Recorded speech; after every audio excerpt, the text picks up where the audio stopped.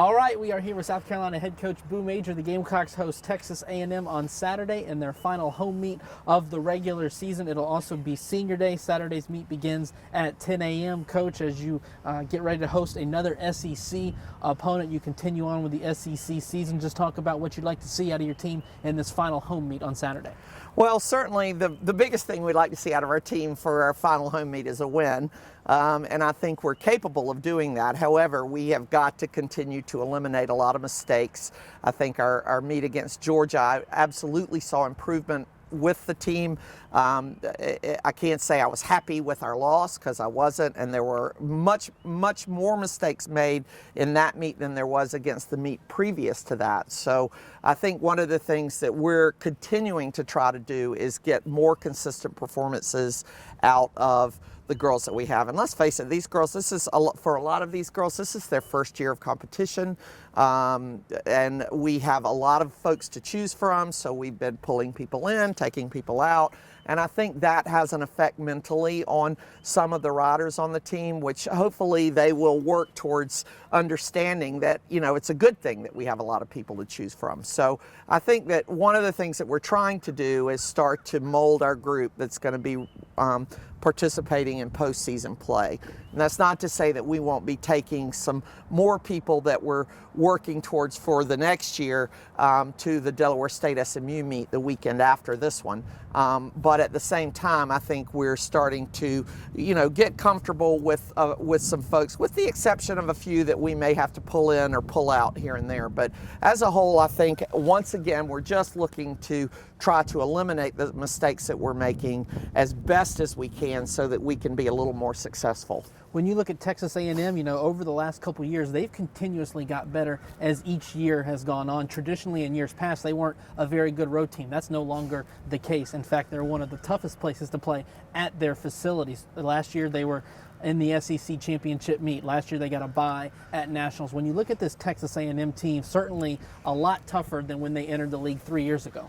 Absolutely. They're an extremely strong team, and you're not going to find a team that isn't strong in the SEC, frankly, but you know, they are not a team that we can look at and say, oh, this is going to be easy, it's an easy win. I know they're going to be coming in here gunning for us.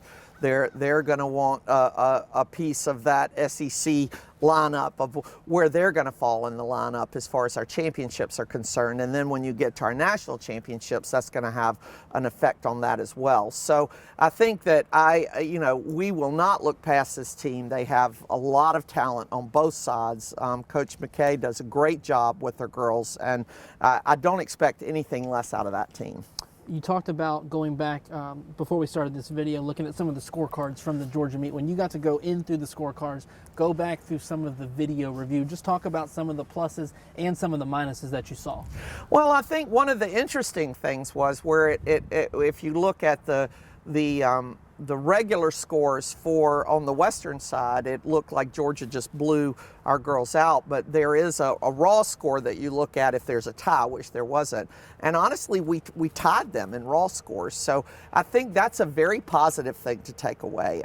We had some freshmen that made some freshman mistakes that I think learned a lot from their mistakes against Georgia over the weekend. And it certainly did cost them. It cost them a point here and there. So, and even I think some seniors that, you know, maybe took who they were riding for granted, or you know, thought that this was, you know, their horse was going to be easy for them, and then their horse threw in a little monkey wrench for them. So I do think that one of the things that we're just trying to do is to say, you know, you never know what horse is going to wake up in the morning, and he could be in a bad mood, and it could be a bad day, and you're still going to have to get out there and ride him as best you can. And for the younger ones that are just getting out here, it's part of the process of just trying to get them to where they're making fewer mistakes and being comfortable on any horse that we put them on. Sometimes they freak themselves out about drawing a particular horse, and also sometimes they freak themselves out about who they're competing against. And those are things that we need to eliminate. And so that's one of the things that we're going to continue to focus on. Don't worry who you're riding against. Don't worry who you're riding. Let's just think more about you riding the best you possibly can on the horse that you draw.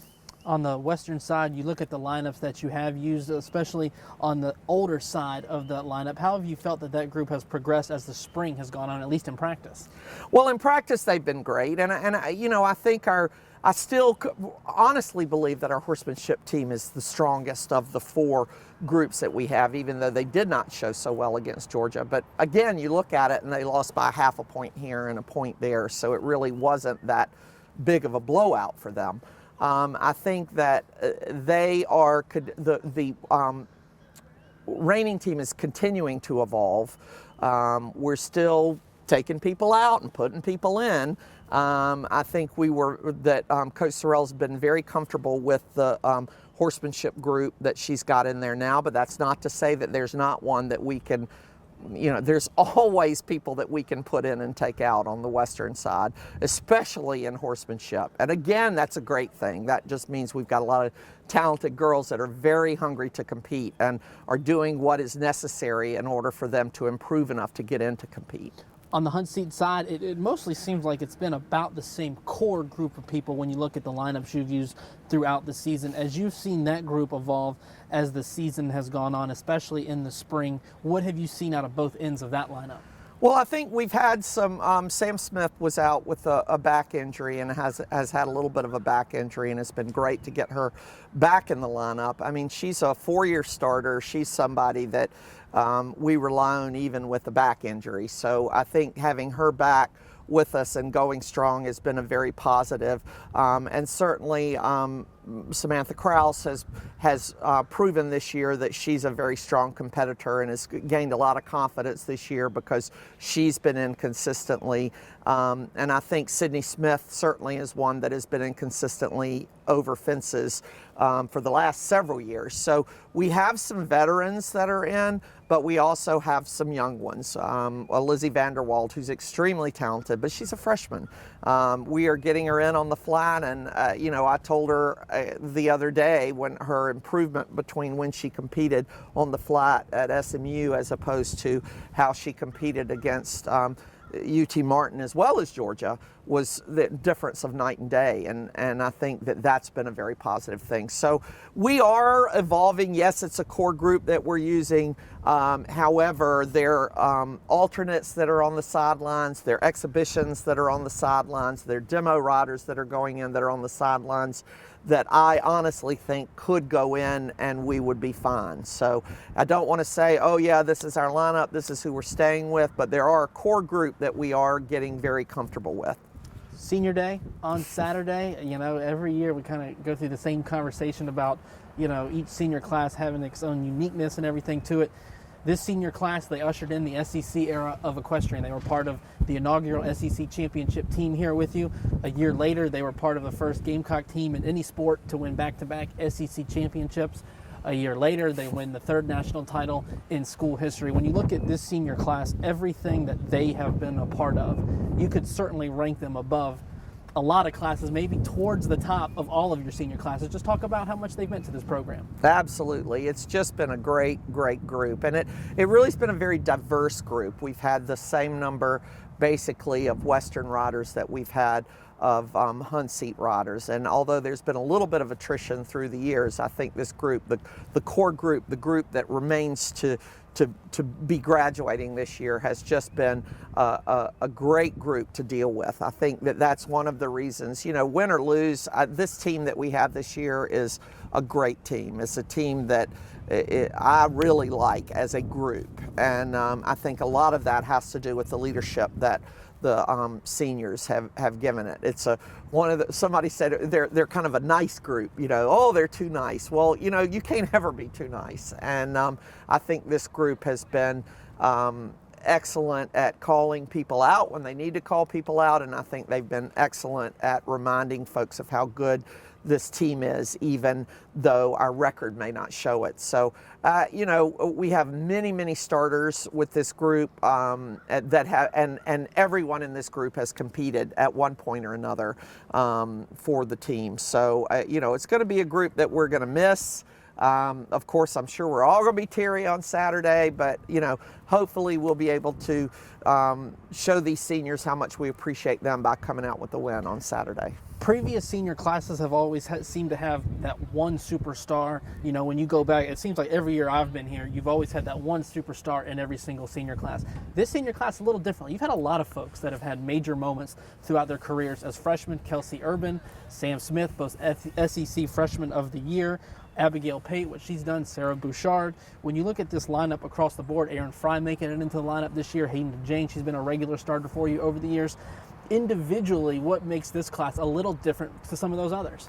Well, I think you nailed it on the head. The fact that there isn't a superstar of all of them, that they're all stars in their own right, and they all know what it takes to win. They all know what they have to do in order to get the job done. And I think because of that they're able to lead by example. You know, they're out there competing, they're out there, win or lose, they're out there competing, they're out there giving it all. And for me, I think the biggest thing is that they don't look at any one person in their group of seniors as being the superstar. And I think that's, frankly, it's a pleasure to not have a superstar in the senior class, because I think you're able to work with them. They believe in each other. I don't think they believe that one of them is way better than another. I think they all believe they're on equal ground, and because of that, I think they've been a very effective group as far as leadership is concerned. Senior Day ceremony scheduled to start around 9:20 on Saturday morning, with the meet beginning at 10. Coach, we appreciate you joining us today. We will see you on Saturday. Great. Thanks, Corey.